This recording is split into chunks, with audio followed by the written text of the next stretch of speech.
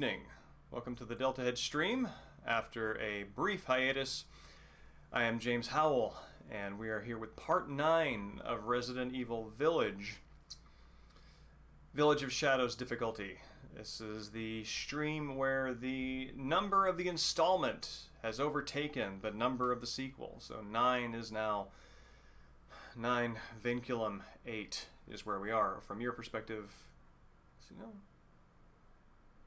oh yeah, it reverses the image. I'm kind of looking. No, does it? Anyway, you know what a 9 looks like, and if you don't, I encourage you to Google it.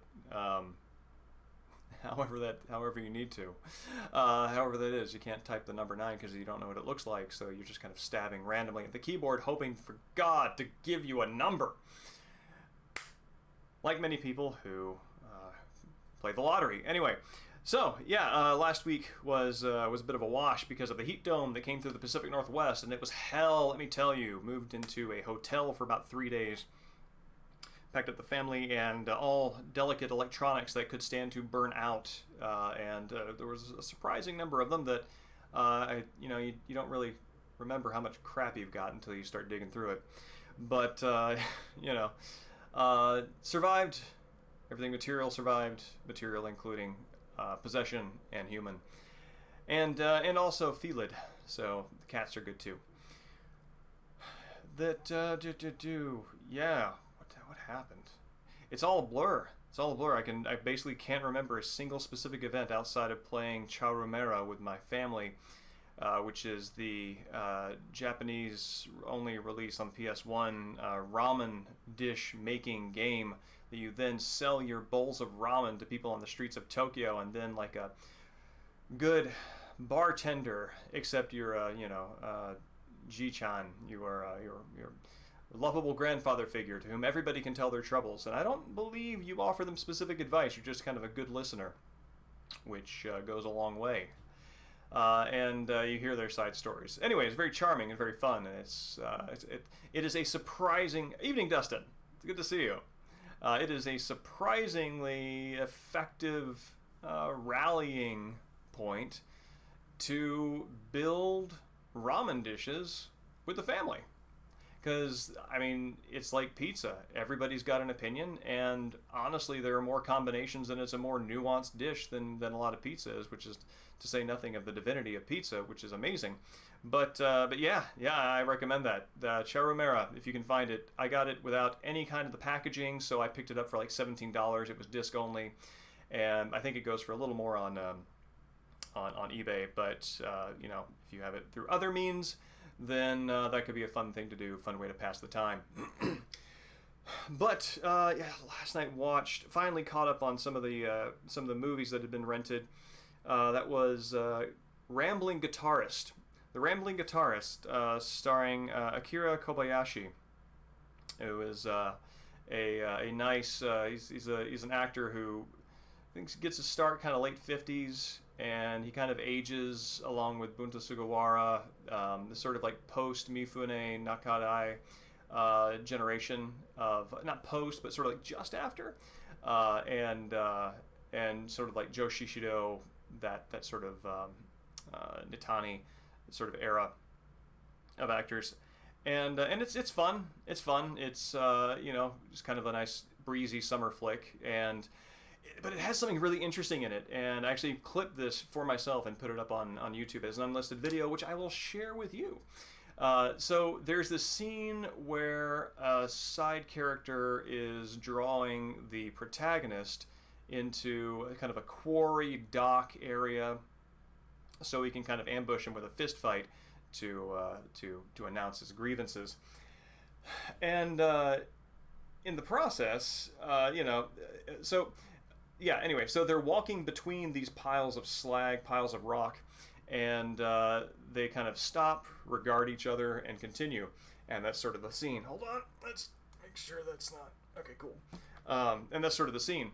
Now, in the trailer, most of these DVDs and Blu-rays come with the trailers, the cinematic trailers and teasers for these movies.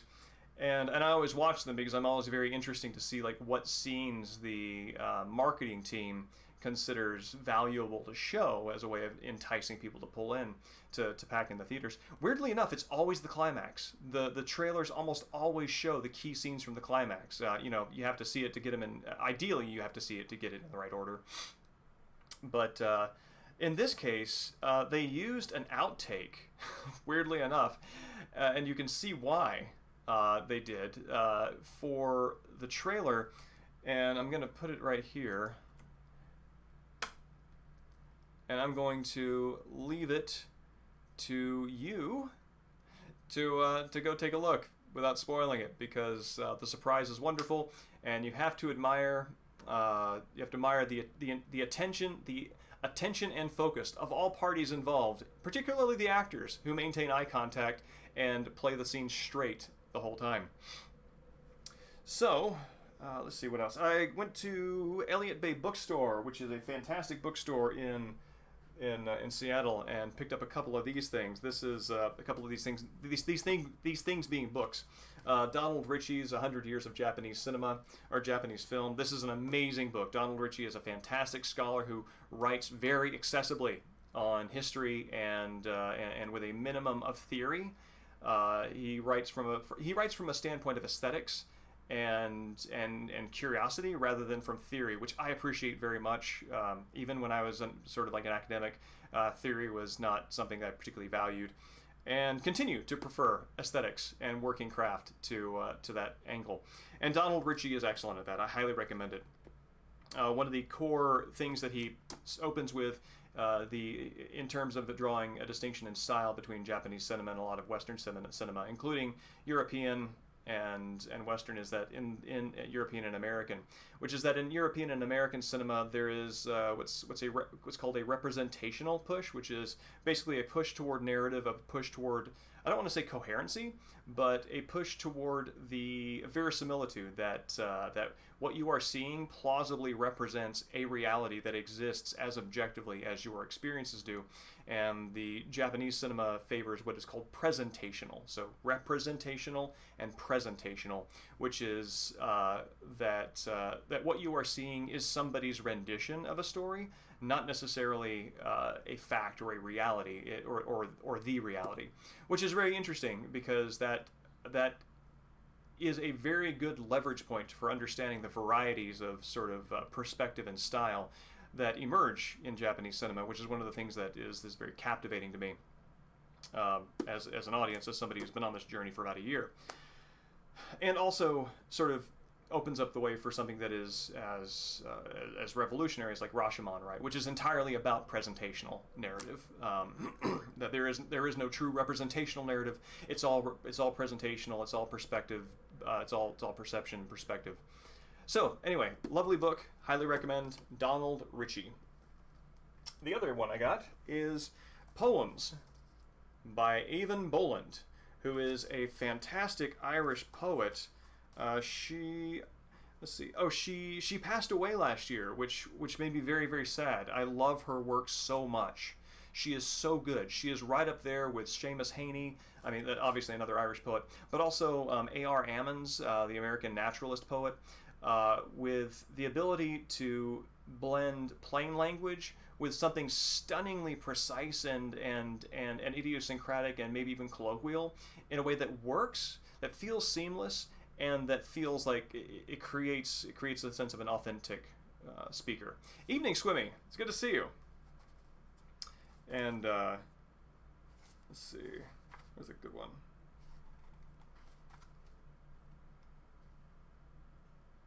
Well, I don't have it marked. We're already a little bit further into the pregame show, so I will find one and mark it for later. I hope you're doing well, Swimmy. It's good to see you on this side of the heat wave. And on deck for movies this week, there's the final Battles Against Honor and Humanity. It's kind of a rough and tumble mob series of mob movies, but you know, it's kind of like that sort of like iconic shift from romanticized mob stories to being in the mob is a short, gritty life and very quickly pushes you toward death, and it's not not very glamorizing. So it's very interesting from that point of view. Here's a very old one that actually reading Donald Richie's book pointed me to, which is Kurama Tengu, The Frightful Era of Kurama Tengu, which is a 1928 film about Kurama Tengu, who is a kind of a lord of Tengu. And I'll see what that is. And this one, which I'm very excited to find. It's really cool when you find a movie and in order to rent it, you have to put down like a deposit because it's valuable and hard to find. This is Black Lizard, a Kinji Fukusawa movie. Actually, I've got 2 Kinji Fukusawa movies out because that's what Battles, Honor, and Humanity are. Yeah, so I'm looking forward to seeing this. It looks like a kind of a fun action movie thing, the kind of thing that Fukusaku is really good at. So, that is our pregame show, and I am ready to get this on the road.